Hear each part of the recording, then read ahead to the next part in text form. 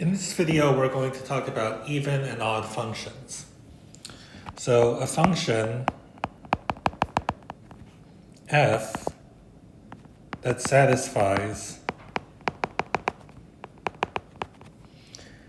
f of negative x equals f of x for all x in the domain of f is called an even function.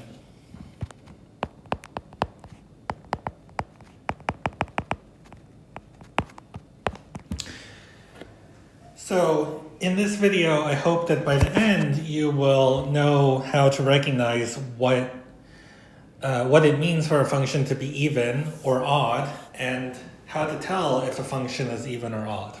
And also some of the properties of even and odd functions, to be able to say and apply some of the properties of these functions in calculus. So this is what an even function is, and let's draw a picture to illustrate this condition that f of negative x is equal to f of x. So here's my x-axis, here's my y-axis. Now remember that x itself may be positive or negative or 0. So let's say that you have an x here, then negative x is going to be over here, right? So this condition is saying that the output is equal when x is x or negative x. So if f of x is here, okay, like this y value, then that must be equal to f of negative x. Similarly, if, let's say you have a value x1 here, which is negative, then negative of that is going to be positive, so negative x1 would be positive, and these two will have the same y value. So if the y value here is, say, this, then the y value here will be the same y value. So if you think about what that means, if you think about it for all x in the domain, what that tells you is that this function is symmetric with respect to the y-axis. So what does that mean? That basically means that the graph of the function is a mirror image across the y-axis. So if you imagine flipping the graph across the y-axis, you get the same thing. So for example, one example of an even function would look something like this. Right? It's symmetric about the y-axis. So if you flip it, you get the same thing. So that's what an even function is. So why is it called an even function? Well, for example, let's look at the function f of x equals x squared. That is an even function. When you graph it, y equals x squared looks like this, and it's symmetric about the y-axis. The reason why it's symmetric about the y-axis is because if you plug in negative x, so if you plug in negative x into your function, you get negative x in parentheses squared, and that's the same as positive, negative x in parentheses squared is just the same as x squared, right? Because you get negative 1 times negative 1 is 1, and then x squared is just f of x. So you see that f of negative x is equal to f of x. That means that f is an even function.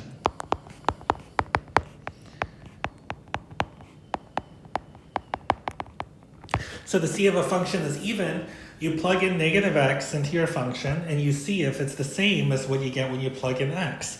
And if it is, then it's an even function, and if it isn't, it's not an even function. So x squared is an even function. In general, if k is an even number, then f of x equals x to the k power is an even function. Let's see why that's true. So for instance, in the example, k was 2, right? X squared, k is 2. You have an even function, but I'm saying that x to any even power is going to be an even function. And the reason is, well, you have to plug in negative x and see if you get the same thing as what you get when you plug in x. When you plug in negative x, you get negative x parentheses raised to the k power, And this is negative 1 to the k power times x to the k power. And now since k is even, negative 1 raised to an even power is 1. So you get x to the k. And x to the k is in fact equal to f of x. So f of negative x equals f of x, therefore f is even.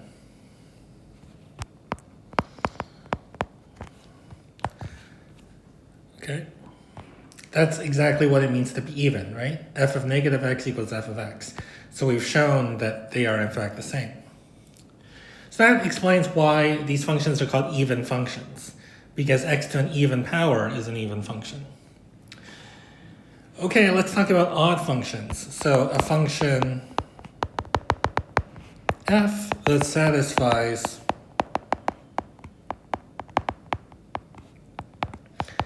f of negative x equals negative f of x is called an odd function.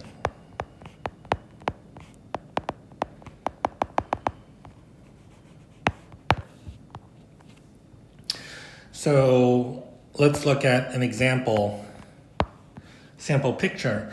So let's say here's x and here's negative x. And let's say that f of x was this y value.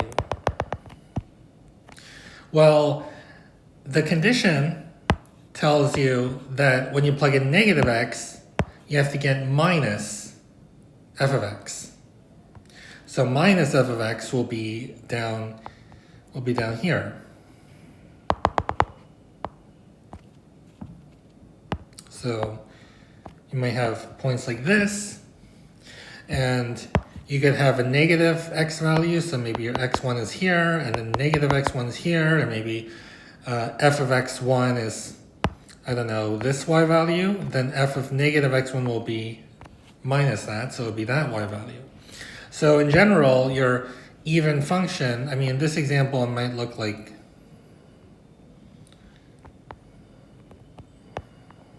that or something. That would be an example of an even function. In general, your function is going to be symmetric with respect to the origin. What does symmetric with respect to the origin mean? It means that it has 180-degree rotational symmetry.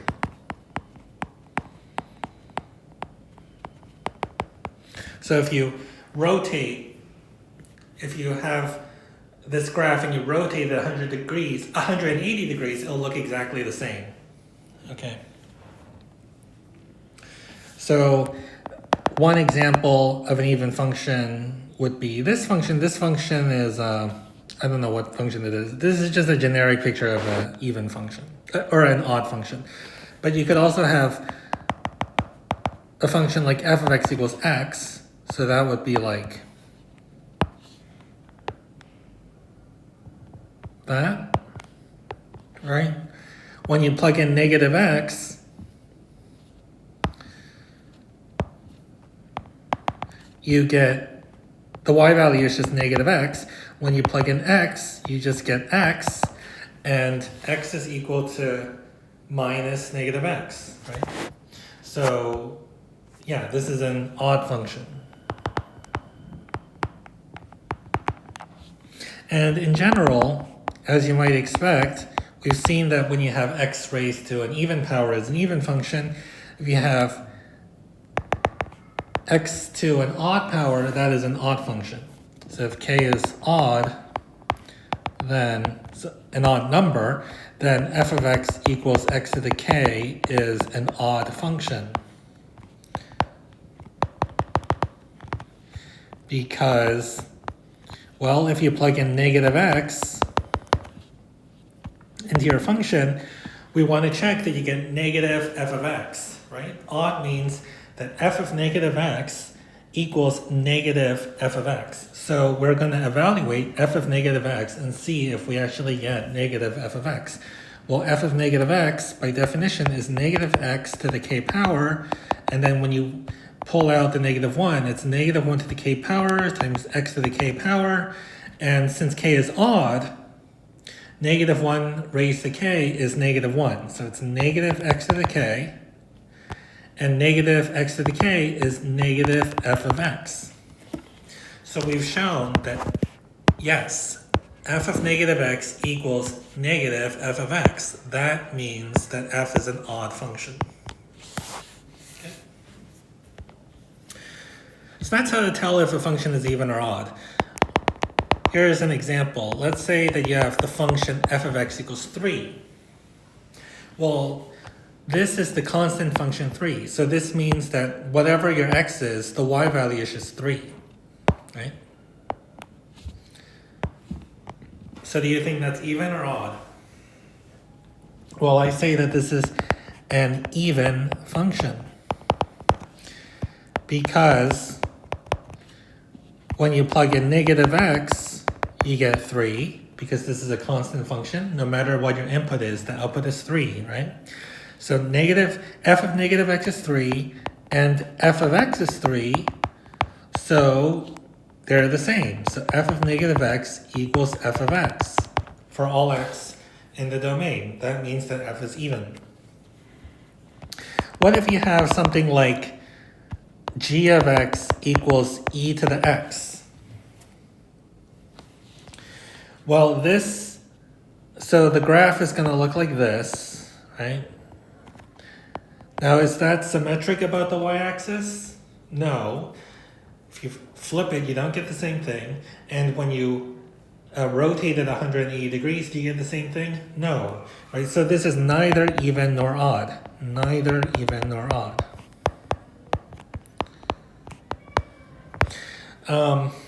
Let's check kind of without referring to a picture that it's neither even nor odd. Because if you plug in negative x, you get you get e to the minus x, right? Now this g of negative x is not equal to e to the x for all x, right? They're not always the same. So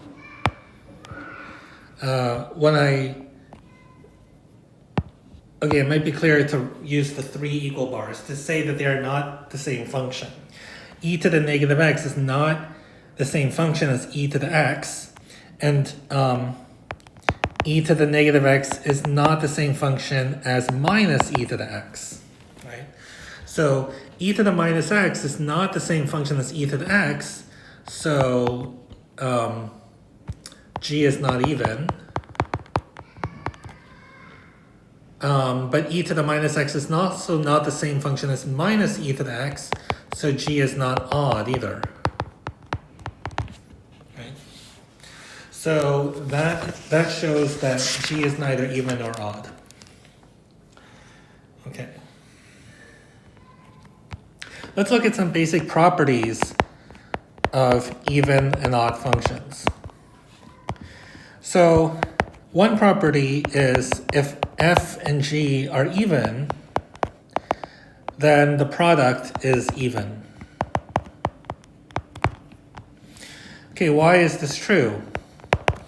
Well, we need to plug in negative x into the function f times g. So if you plug in negative x into the function f times g, the result is f of negative x times g of negative x. We need to check that it's equal to f of x times g of x. Well, f is even, so f of negative x equals f of x, and g of negative x is g of x, since g is even, right? So since f and g are even, these two are the same, therefore f times g is even. So we're really applying the definition of an even function to check this.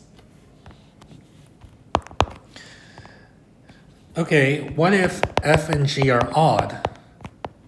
If f and g are odd, then f times g is, what do you think? I think it'll be even. So for example, if you have x times x cubed, right? X and x cubed are odd functions. When you multiply them, you get x to the 4th power. That's an even function. So in general, if f and g are odd, then f times g is even because, again, we have to plug in negative x into your f times g and check that you get the same as f times g of x. So f of negative x is, since f is odd, that's equal to negative f of x. And g of negative x is negative g of x because f and g are odd. And now look at what happens. How do you simplify the right-hand side? It's just f of x times g of x because the negatives cancel. So now we've seen that when you plug in negative x into f times g, you get the same thing as what you get when you plug in x. That means that f times g is even.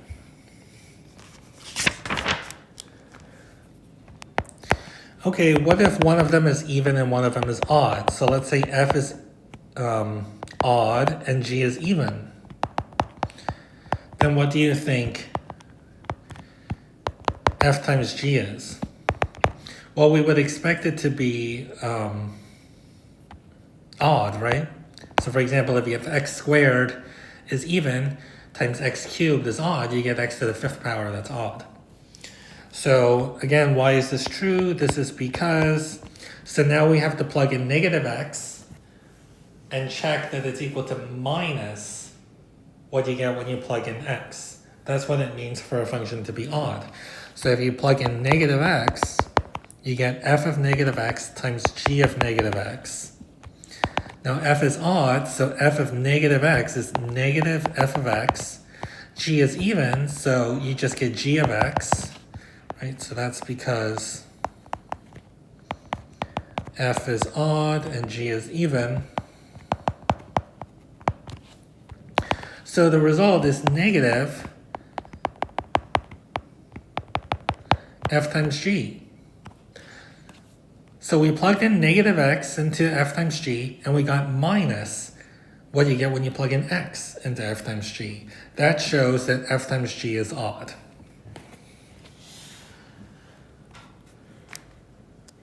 Okay, and there are lots of other properties too. So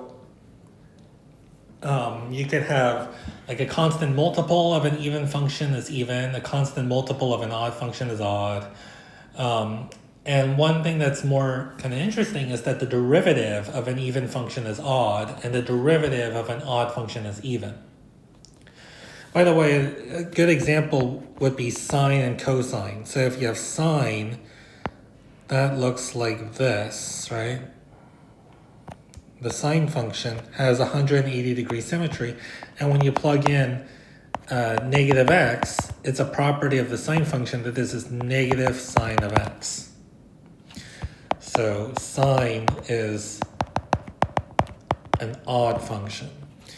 But if you have cosine, cosine looks like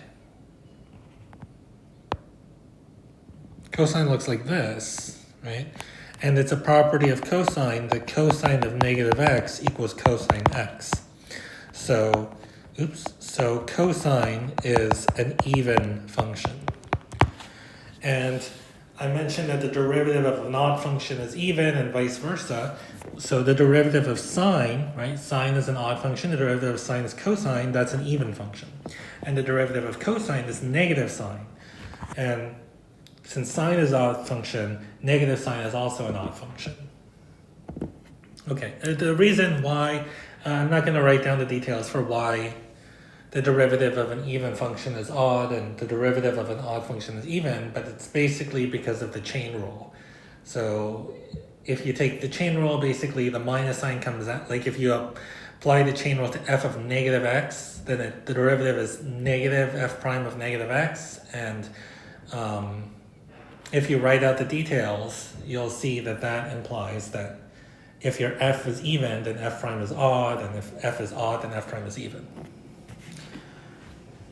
Okay, so in the next video, we'll talk about some useful facts about even and odd functions in relation to integrals. That knowing that a function is even or odd allows you to evaluate or simplify certain integrals.